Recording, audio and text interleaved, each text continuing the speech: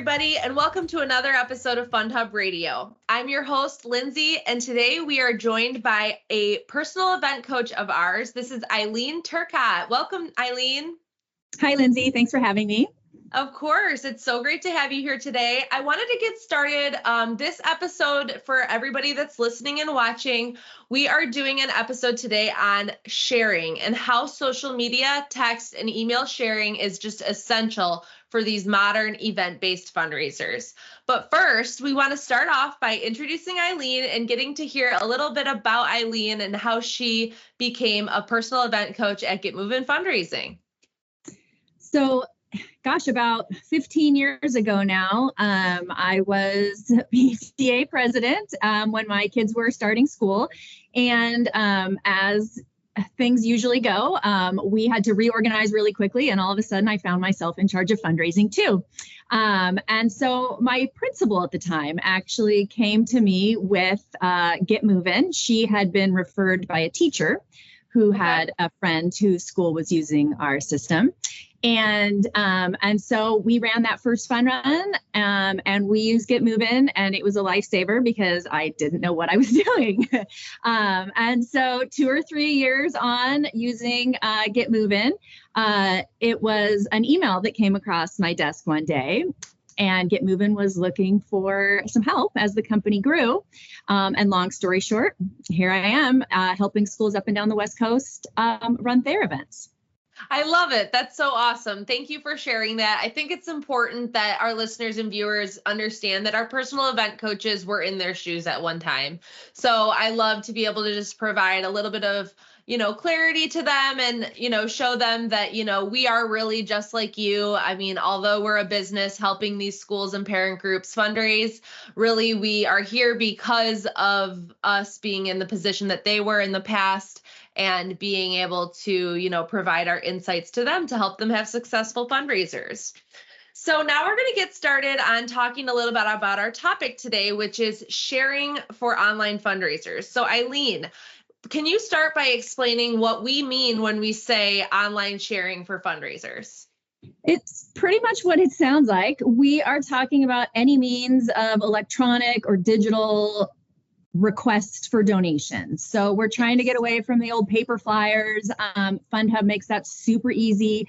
The direct click icons for the big four, Facebook, Twitter /X, email and text are built right into FundHub. We want to make this a comfortable share for your families. So with FundHub, they're in full control. We're not going to collect emails from them. Families drop right into their private accounts.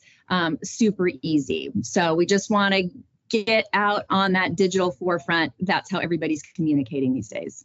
Absolutely. And I think that as a little teaser, we may have some new sharing options coming for definitely the next school year. And we will see if we can fit them in for the end of spring too. So just a little teaser there for our listeners and viewers. I know our chairpersons have been asking for that. So that's awesome to hear we can make that happen for them. Yes, absolutely. So moving on to our next question here, we do have some sharing reports in FundHub, and they do show to be a valuable resource. How can organizers effectively use these reports to track and optimize the social sharing efforts? Yeah, so our sharing reports will count or itemize how often the families are clicking into those share tools. So our chairpersons can take a look at those reports, and it lets them know how our families are engaging with the system, what medias they are using. It also lets us know maybe which medias we need to focus more on. And so that way we can make sure that we're really getting the outreach and the spread that we're hoping for so that we can catch that network of friends and family in every way. Yes, absolutely. And a really cool thing that's going to kind of lead us into our next question too, is you may be able to see like on a really high sharing day, is that correlating to the amount of donations that we received on that day? So that kind of moves me into our dashboard statistics. Those are something that when you log in, you'll see your dashboard, and it offers a quick overview of the events donations, but also social media reach. So Eileen, can you share some insights on how event organizers can interpret and act upon this data to boost engagement? Totally. And so Yeah, I'm sort of a data nerd. So this is one of my favorite parts of the job. Every chairperson has their dashboard stats. And as your event coach, this is one of the things I'm following really closely. And so I always tell my chairpersons, watch that graph, because that graph will show you your share activity and your donation activity. And so what I like to share them or show them is that when you see a spike in that share activity, chances are then you're going to see a spike in your donation activity. Also, if you do a promotion, if you send out a communication and you see that spike in activity, that's something you want to do again. Yes. If you send out something and you don't see that activity happening, then maybe that's not the best way to engage with your community, and we need to find another way to make those spikes happen. Yes, I think those were some really great points you hit on there. Definitely making sure that you find what works for your event in your school, and that will create overall success. So sharing challenges can motivate participants to go above and beyond in promoting the event. Eileen, can you provide some examples of successful challenges that schools have implemented to encourage sharing from your experience? Yeah, so one of my favorites is what I call a share fest. And I like to roll this out kind of midway through an event. So usually in the beginning of your event, you get your early onboarders, your folks who are ready to jump right in. And then we're using all our tools to see, what activities that people are taking. And usually what we'll find is that we want to engage maybe our later adopters. And so that share fest might be something as simple as, if Jefferson Elementary has 200 new shares by Sunday night, then Monday morning, the teachers are going to meet the buses and the drop off with a bubble entrance, and the kids are excited. Yes. And so what we're going to do is we're going to encourage those families who aren't engaging to jump in and earn that incentive for those kids. Totally. I mean, we've done some podcasts on incentives, and making sure that that is something that motivates your students is a really important part of the event. And that can also be shown in sharing as well. So moving on to the next question, for organizers who may be new to online social sharing, maybe they, have been using the paper flyers and pledge packets in order to have these sorts of events. What are some practical steps that they can take to get started and make the most of this strategy? As I'm asking you this question, I'm kind of thinking to myself, I feel like it only will make it easier, but I'll let you go ahead and kind of shed some light on that, Eileen. That's exactly what pops into my mind too. Your parents want easy. We are so busy juggling our kids and our jobs. We want it to be easy. So we like to refer to FundHub as the 5-minute fundraiser. It takes about 2 minutes to register into an account. If a family wants to personalize, then they can do that. They click those share tools a few times. In 5 minutes, they've supported your fundraiser. Yeah. It's great if they make a donation themselves, but really what we're asking them to do is just share it. Yes. Once that sharing starts, things start to steamroll. If we can incentivize, maybe let's do a registration incentive. Now the student gets a little bit of feedback when the parent takes that.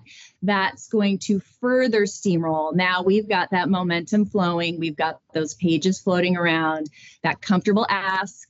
We don't have to drag anything to work. We're just kind of, spreading our feeders. Yeah, making it super easy. We make it even easier now because let's say I'm sitting on my sofa, I get that Facebook request.